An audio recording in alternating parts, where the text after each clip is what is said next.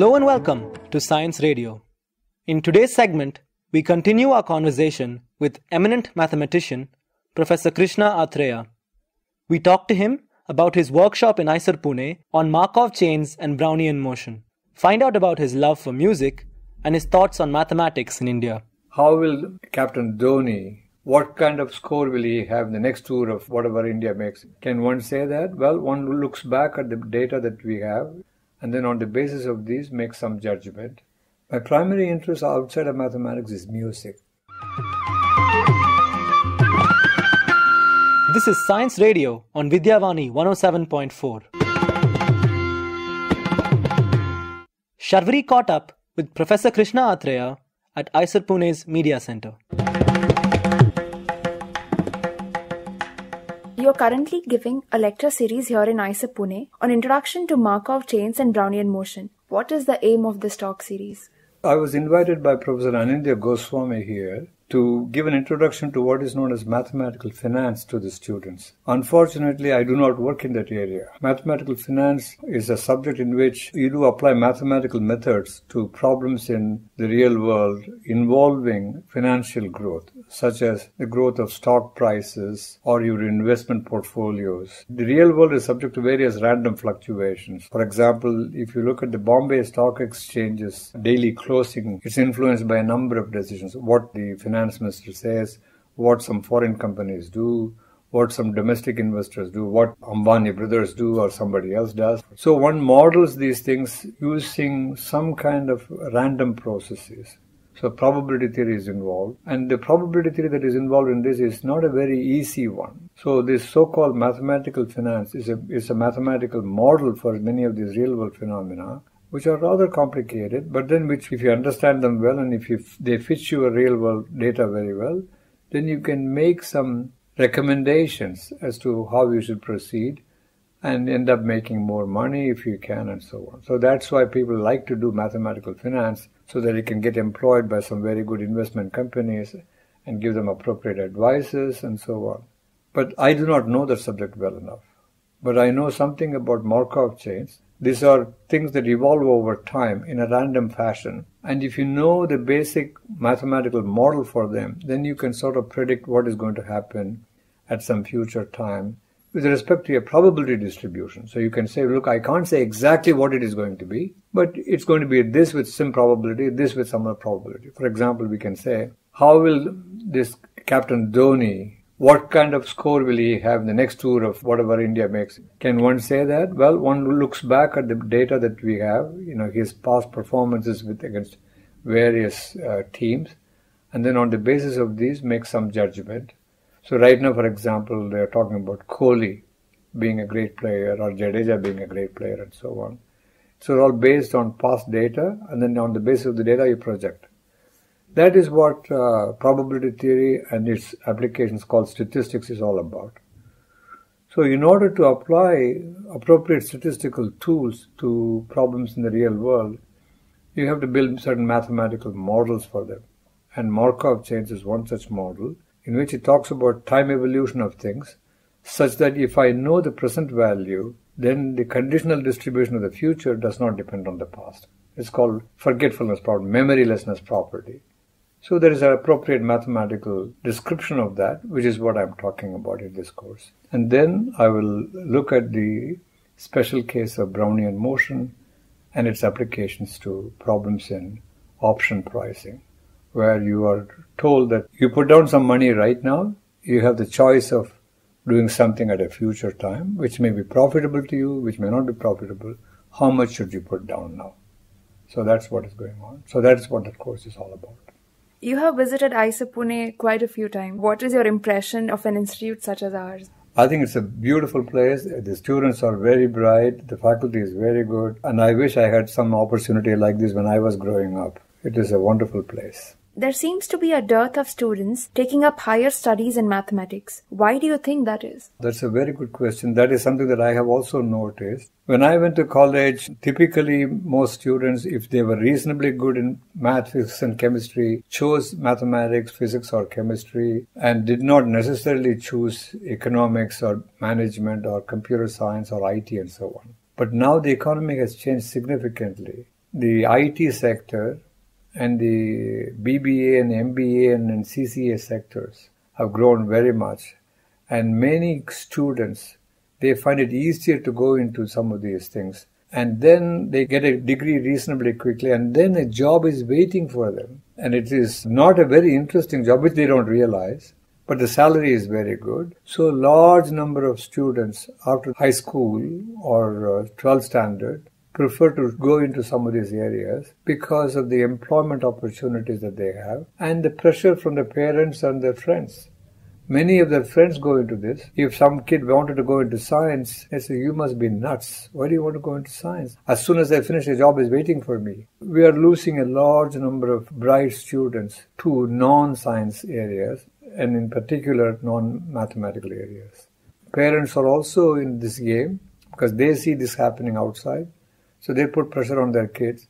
Places like ICER, they're all government's initiative to see if we can get bright people back into science or into science so that India will not be bereft of scientists. If most kids did not go into science, there is a great danger of some of our good institutions being without scientists. And so the phenomenon that you point out is very real. I have noticed it myself.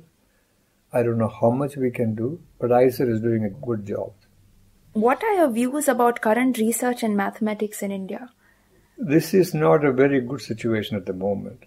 There are a few good places where good mathematical research gets done.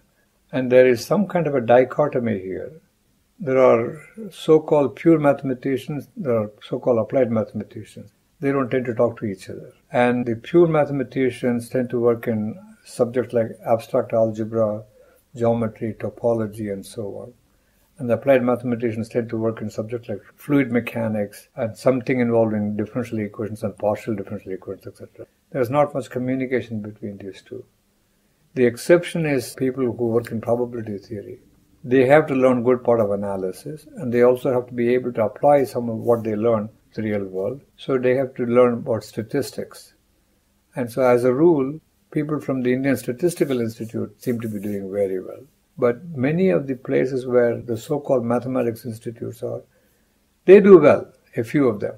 But there's a large number of them which don't do well. And certainly, most of the university departments are pretty bad. Very sad state of affairs. The appointments are political, and the people that get these jobs do not have the right qualifications. They cannot teach well, and they produce a generation of students who are really substandard, and I don't know how much research one can do, and this is an unfortunate situation. So my view is somewhat dismal at the moment. How do you prefer to work on a problem, alone or in collaboration? I like collaboration. It's always a good idea to explain what you're working on to somebody else, and in the process oftentimes things become clear to you. But then there are some problems which others may not be interested in, so you work on yourself. So I have several papers on my own, single author papers, but I also have papers in which I have collaborators. This is Science Radio on Vidyavani 107.4. We are in conversation with Professor Krishna Athreya, Distinguished Professor of Mathematics and Statistics at the College of Liberal Arts and Sciences at Iowa State University, Ames. What are your other interests apart from mathematics? My primary interest outside of mathematics is music, and that is classical Indian music. But I'm also interested in folk music of India. There are two major forms of classical music in India. One is what is known as Carnatic, that's available in the southern part of the country, and one that is Hindustani or North Indian classical music. These are wonderful systems. They both have a common root. But then they owe their origin to various folk melodies of India all over the country. So I'm very much interested in folk melodies. For example, in my own home state of Tamil Nadu, a lot of folk melodies have deeply influenced Carnatic music. And I know that in Konkan states as well as in Maharashtra, lots of folk music like in Abhang and so on, they have influenced classical music. How and when did you develop your interest in music? When I grew up, there was no television. 2 or 3 people will have radio, so you would listen to it carefully, go sit in their front veranda and listen to national programs of music. That's how it started. And then in Tamil Nadu, there is this family tendency that for some reason girls would always be exposed to music. So I would wait and the music teacher would come, would be teaching my sisters. I would surreptitiously listen to them and not learn per se, but at least listen. And then when I came to Chennai for college studies, I could go to concerts. And slowly I developed that taste. And then when I went to US, I started to really learn the structure of our music. When I went there, Ravi Shankar had already come, Ali Akbar Khan had come, Indian music was introduced to the West. And I got many of their LPs and things like that, started to listen to it. And when I came back to India with my wife, she learned music and I also learned at the same time with her. So that's how I ended up learning. Indian youth is not aware about India's heritage, be it music or dance or any other art forms. Do you agree to this statement? I don't fully agree to that one, but I think there's a serious problem. The West, or the so-called pop West, seems to have a lot of impact on the upper middle class youth, not necessarily the lower middle class youth. And the parents also are not doing their job. Most parents think their job is to provide their kids good food, a good place to sleep, and a good education. And then they stop right there. They don't really think that it is their job also to make sure that the kid has a perspective on life, that an interest in some form of art, be it music, be it painting, be it thinking about history, and this is a problem. And I think many, many youth in India are culturally starved. What message would you have for students of mathematics who are in a dilemma about their future? Well, I'll have to assure them that if you do mathematics well, there's a bright future for you. It can be in applications of mathematics to the real world, or it can be just applications of mathematics to science in various aspects, economics, management, and a number of other areas, and straight research in mathematics. As a mathematician, I have made a very good living. I don't have too much money, but I have enough money to live well and don't find my life that difficult at all. But every moment of my academic career I've enjoyed. And this cannot be said of a regular job. I know some of my immediate relatives have had routine jobs in the government or in the private sector and so on. And they haven't enjoyed it that much. They've earned good money, but they have not enjoyed it. Whereas to me, every moment of my job is fun. I enjoy it, teaching or doing research. Even sitting on committees, deciding the exams or the future of somebody, promoting somebody and so on. I would say, if you do take up a career in mathematics, be it in academics or somewhere else, it'll be a lot of fun. Thank you, Professor Athreya. I enjoyed our conversation today and look forward to chatting with you in your next visit. This is Sharvari signing off for Science Radio.